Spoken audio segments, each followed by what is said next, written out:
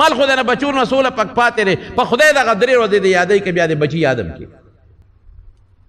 خیرات به راپسې وکړي ته نه کوې او تا پسې به خیرات وکړي خیرات د خدای دپاره نه کوي دی له کوي چې سبا خلک ووایي چې پلار پسې خیرات کړی که نه کوي خلک وایي پلار پسې ډو دیګونه ټنګه دا د ریاکارۍ خیراتونه نه قبلوي دا د مقبرې په صابون او پسخات قسم په خدای که خلاص شي قسم مې راته په جومات کې وخوړم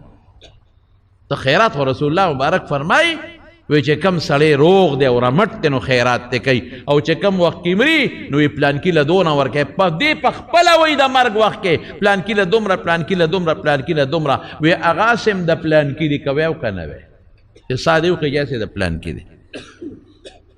صدقه هغه وخت کې ورکړه چې ښه ځوان او تکړی او یریږي چې زه فقیر کېږم یریږي چې زه غریب نشم اوږې پاتې نشم داسې وخت کې ورکړه د مرګ وخت کې مو ورکړه او مخکې ورکړه نو چې مرګ وخت کې صدقه دې هغسې ده نو د مرګ نه پس چې درپسې بچي ورکوي نو څه پې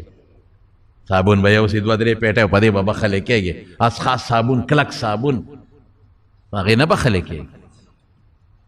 جانمازونه به یو شل دی بچي یو سي دا خلکو له ورکړي جانمازونه په دې به بخلی کېږي مونځ دې نه دی کړی روژه دې نه دی نیولې حج در مونځ او روژه دې کړي حج در باندې فرض او دې نه دی کړی ته په جانماز بخلی کېږي ته په سخات بخلی کېږي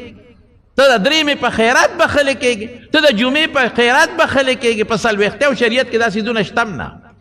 دا څلوېښتۍ مخوېښتۍ او دا د درېمې خیرات او دا د جمعې ممې دا نشته په شریعت کې تعین د ورځې نشته خیرات هر دی کولی شي ور وخت یې کولی شي